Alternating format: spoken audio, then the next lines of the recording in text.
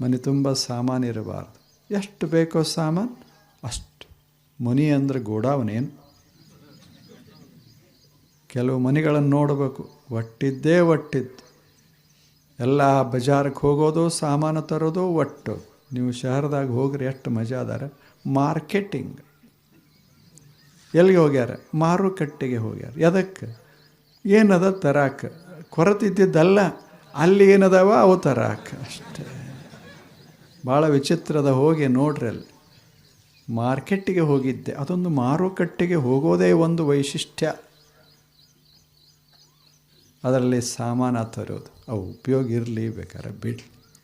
ಇಲ್ಲೇನು ಕೆಲವರು ಎಷ್ಟೆಷ್ಟು ಚಪ್ಪಲ್ ತಂದಾರ ನಿಮ್ಗೆ ಗೊತ್ತಿರ್ಬೋದು. 2000 ಜೋಡ.